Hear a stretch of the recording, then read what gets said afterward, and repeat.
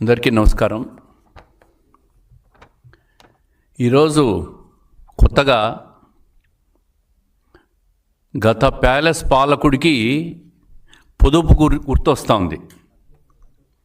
గత ప్రభుత్వంలో చేసిన దుబారా ఖర్చులకు సమాధానం చెప్పాల్సింది పోయి ఈ ప్రభుత్వం అధికారంలోకి వచ్చినాక ఇప్పుడు పొదుపు లెక్కలు చెప్తా ఉన్నాడు. గత ప్రభుత్వంలో ఇదే టిట్కో హౌసెస్కు నీ సొంత రంగులు నీ సొంత కలరు కొట్టుకునేదానికి ఎంత ఖర్చు పెట్టారు జగన్ రెడ్డి గారు? మీరు రంగులు మార్చాల్సిన అవసరం ఉందా అని అడుగుతూ ఉండా. అనవసరంగా టిట్కో ఇళ్లకు కొట్టిన రంగులు తీసి తన పార్టీ రంగులు కొట్టి కనీసం పేదలకు ఇండ్లు ఇవ్వాలనే ఆలోచన కూడా రానివి. గత పాలన జగన్మోహన్ రెడ్డి గారి పాలన చూస్తూ ఉంటే ప్రజలు ఈరోజు పేద ప్రజలు అసహించుకునే పరిస్థితి వస్తూ ఉంది. సచివాలయాలకు తన రంగులు కొట్టడం తొలగించుకునేదానికి 3,000 కోట్లు ఖర్చు పెట్టాడు. ఇది దుబారా కాదా అని అడుగుతూ ఉండా.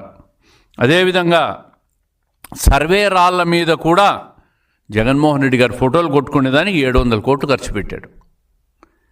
ఋషికొండ విలాసవంతమైన భవనం అంటే రాజధాని ఏదో మార్చేస్తా, విశాఖపట్నాన్ని తరలిస్తా, విశాఖపట్నంలో రాజధాని కట్టేసి అక్కడ నేను ఉంటా అని చెప్పి నీ విలాసవంతమైన భవనం కట్టుకునే దానికి 600 కోట్లు ఖర్చు పెట్టావు.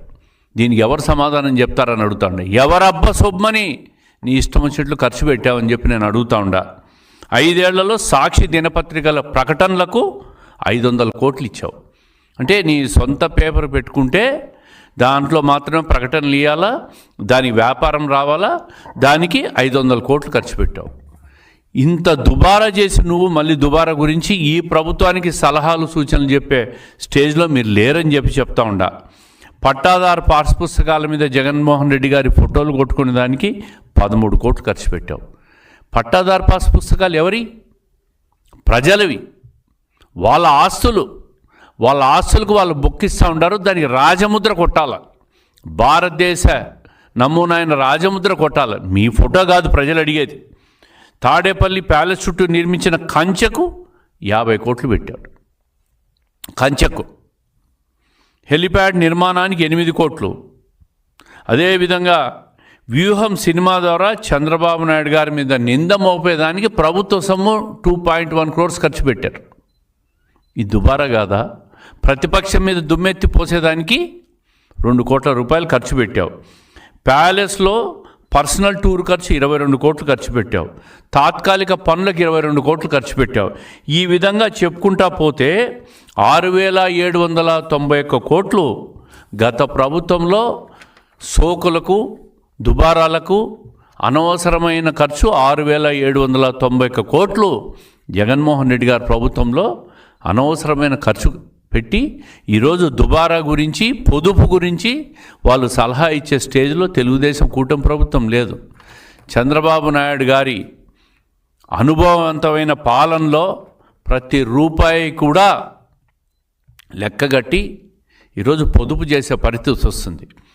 అత్యంత సెక్యూరిటీ జోన్లో ఉండే చంద్రబాబు నాయుడు గారు కూడా తన కాన్వాయ్ని తగ్గించుకున్న పరిస్థితి ఒక్కసారి మీరు గమనించాల. ఖర్చులు లేకుండా గత ప్రభుత్వంలో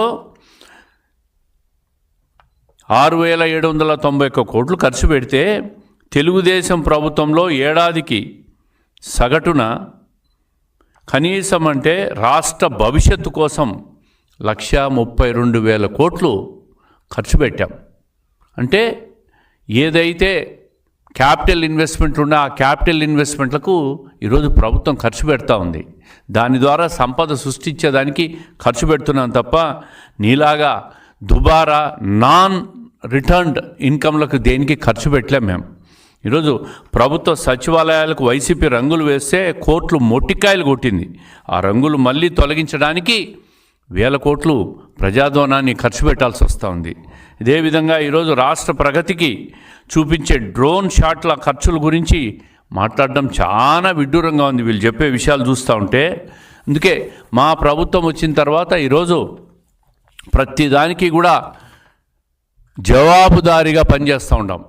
అప్పుల అడవిగా ఉన్న ఈ రాష్ట్రాన్ని మళ్ళీ అద్భుతాల దిశగా ఈ కూటమి ప్రభుత్వం పనిచేస్తుంది. దేశంలో ఏదైతే పెట్టుబడులు వస్తున్నాయో రాష్ట్రాలకు దాంట్లో 26% పెట్టుబడులు ఆంధ్రప్రదేశ్ రాష్ట్రానికి వస్తున్నాయి. ఈరోజు పుట్టపర్తిలో అనంతపురం జిల్లాలో 15,000 కోట్లతో పెట్టుబడి పెడుతున్న తీరు చూసి మీకు రాయలసీమలో ఉద్యాన పంటల హబ్బే కాదు, రతనాల సీమే కాదు, రక్షణ సీమకు కూడా రాయలసీమ మారబోతా ఉందనే విషయాన్ని మీ వైసీపీ నేతల గుండెల్లో రైతు పరిగెత్తే విధంగా పనిచేస్తున్నామని చెప్పి తెలియజేస్తున్నా. చంద్రబాబు నాయుడు గారు, ఐటీ మంత్రి లోకేష్ గారు రాష్ట్రానికి పెట్టుబడులు తీసుకురావడానికి ఎక్కడికి వెళ్ళినా వీరికి దుబారాలాగా కనిపిస్తూ ఉంటుంది. కానీ ఆ పర్యటనల వెనుక పెట్టుబడులు ఎంత వస్తున్నాయో ఒకసారి లెక్క చూస్తే కళ్ళు బయలు గమ్ముతున్నాయి మీకు. అవి చూసి తట్టుకోలేక ఓర్వలేక సాక్షి దినపత్రిని ఒకదాన్ని పెట్టుకొని దాని ద్వారా విషయం చిమ్మే ప్రయత్నం చేస్తూనే ఉంటారు. ఒక్క అమరావతి పేరుకి ఎత్తితే చాలు రాయలసీమకి కోస్తాకు ఉన్న చిచ్చు పెట్టడం జగన్ రెడ్డికి అలవాటు అయిపోతూ ఉంది. అదే కాకుండా ప్రాంతాల మధ్య గొడవలు, దీనివల్ల రాజకీయ లబ్ధి జరుగుతుందని, రాజకీయ లబ్ధి పొందవచ్చని ఆలోచన చేసి ఒక పాత నక్క విజ్ఞానాన్ని ప్రదర్శిస్తూ ఉన్నారు వీళ్ళు. అందుకే ఈరోజు రాష్ట్ర ప్రజలు 5 సంవత్సరాలు 151 సీట్లు ఇస్తే 11 సీట్లకు పరిమితం చేసినారు ప్రజలు. అంటే నీ పరిపాలన ఎంత అధ్వానంగా ఉందో, రాష్ట్రాన్ని ఎంత నాశనం చేశారో, రాష్ట్రాన్ని ఆర్థికంగా అధోగతి పాలు చేశారో, అప్పుల ఆంధ్రప్రదేశ్గా తయారు చేశారో, అరాచక ఆంధ్రప్రదేశ్గా తయారు చేశారో ప్రజలు అర్థం చేసుకున్నారు. కాబట్టి నీకు 11 సీట్లకు పరిమితమైనావు. 5 ఏళ్ల తుగ్లక్ పాలనలో రాష్ట్రానికి ఒక్క పరిశ్రమ కూడా రాలే, కొత్త పెట్టుబడి రాలే, టూరిజం లేదు, నిరుద్యోగులకు ఉద్యోగాలు లేవు, ఉన్న కంపెనీలు భయపడి పక్క రాష్ట్రాలకు పోయే పరిస్థితి వచ్చిందంటే నీ పరిపాలన పట్ల పారిశ్రామికవేత్తలు, పెట్టుబడిదారులు వీళ్ళంతా కూడా ఎందుకు పారిపోయినారు, ఎందుకు ఈ రాష్ట్రానికి రావడం లేదని ఒక్క క్షణం గుండె మీద చెయ్యేసుకొని జగన్ రెడ్డి గారు ఆలోచిస్తే ఆయన ఓటమి కారణాలు తెలుస్తాయి. ఇదే కాకుండా ఈరోజు కూటమి ప్రభుత్వం రాగానే అమరావతి పనులు శరవేగంగా జరుగుతున్నాయి, అంతర్జాతీయ పెట్టుబడులు వస్తున్నాయి, ప్రపంచ వేదిక మీద ఏపీకి మళ్ళీ తెలుగు జాతికి గౌరవం వచ్చే విధంగా ఈరోజు ఆంధ్రప్రదేశ్ ఒక అగ్రగామిన నిలవబోతూ ఉంది. అందుకే వైసీపీకి నిద్ర పట్టడంలే, మళ్ళీ అధికారంలోకి రాలేమని చెప్పి భయం కూడా పట్టుకునింది. ఇంకా ఎప్పటికీ రాలేరని అర్థం కూడా చేసుకున్నారు వాళ్ళు. రాష్ట్రాన్ని ఏకంగా 10 లక్షల కోట్ల పైన అప్పుల్లో ముంచింది జగన్మోహన్ రెడ్డి గారి ప్రభుత్వం. ఆ అప్పుల నుంచి మళ్ళీ ఈరోజు పొదుపు చేసుకుంటూ సంక్షేమాన్ని అందిస్తూ రాష్ట్రాన్ని అభివృద్ధి ముందుకు తీసుకుపోతూ పెట్టుబడులన్నీ రాష్ట్రానికి ఆకర్షిస్తూ ఒక బ్రాండ్ ఇమేజ్ క్రియేట్ చేసుకుంటూ చంద్రబాబు నాయుడు గారి ఫేస్ వాల్యూ, నారా లోకేష్ గారి కృషి ఈరోజు రాష్ట్రానికి ప్రథమ స్థానంలో నిలిపేదానికి ఈ కూటమి ప్రభుత్వం పనిచేస్తూ ఉంది.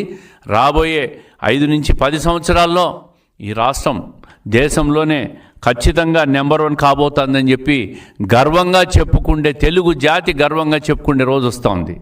ఒకవైపు రాయలసీమలో హార్టికల్చర్ హబ్గా చేసేదానికి దాదాపుగా పెద్ద ప్రణాళిక రచిస్తున్నాం. దాని ద్వారా రాయలసీమలో ఉన్న పెండింగ్ ప్రాజెక్టులన్నీ పూర్తి చేసేదానికి కేంద్ర ప్రభుత్వం, వరల్డ్ బ్యాంక్ సహకారంతో తొందరలో ఒక శుభవార్త కూడా రాయలసీమ రైతాంగానికి రాబోతోంది. ఒక్క రైతాంగమే కాదు, హార్టికల్చర్ హబ్బే కాదు, ఎంఎస్ఎంఈ యూనిట్లే కాదు, అదేవిధంగా ఈరోజు మైనింగ్లో కానీ ఈరోజు రక్షణ సీమలో కూడా రాయలసీమ అగ్రగామ నిలవబోతోంది. రాబోయే 5 సంవత్సరాల్లో ఆంధ్రప్రదేశ్లో రాయలసీమ అంటే నిజమైన రతనాల సీమ చెప్పుకునేదానికి ఈరోజు జరుగుతున్న ఈ పెట్టుబడులని చూస్తే, వాస్తవ రూపం వస్తే ఈ రాష్ట్రం అద్భుతంగా ముందుకు తీసుకుపోయేదానికి అన్ని రకాలుగా కూడా ఈ ప్రభుత్వం కృషి చేస్తూ ఉంది. ఇది చంద్రబాబు నాయుడు గారు, నారా లోకేష్ గారి కృషి, కేంద్ర ప్రభుత్వ సహకారం, అదేవిధంగా పవన్ కళ్యాణ్ గారి ఆలోచనలన్నీ కూడా తోడై కూటమి ప్రభుత్వం ముందుకు తీసుకుపోతామని చెప్పి, అందుకే ఈరోజు వైసీపీ పార్టీ సాక్షి పత్రికను అడ్డం పెట్టుకొని నిరంతరం విషం చల్లడం, పేపర్లో విష ప్రచారాలు చేయడం, సోషల్ మీడియా వేదికగా విష ప్రచారాలు చేయడం, అసత్య ప్రచారాలు చేయడానికి పరిమితం అయిపోతారు. మీరు నిరంతరం అబద్ధాలు చెప్తూ ఉండండి, నిరంతరం విష ప్రచారాలు చేస్తూ ఉండండి. ప్రజలు మాత్రం మిమ్మల్ని విశ్వసించరు. ఈ కూటమి ప్రభుత్వాన్నే మళ్ళీ అధికారంలో తీసుకొచ్చేదానికి ప్రజలు నమ్ముతున్నారు. అదే విశ్వాసం, నమ్మకం ఈ కూటమి ప్రభుత్వం పెట్టుకుంటుందని చెప్పి ప్రజలకు తెలియాలని చెప్పి ఈ విషయాలన్నీ కూడా పొదుపు మీద వైసీపీ వాళ్ళు మాట్లాడే అర్హత లేదు. వాళ్ళు చేసిన దుబారాలు ఇవన్నీ కూడా ప్రజలు గమనిస్తున్నారు.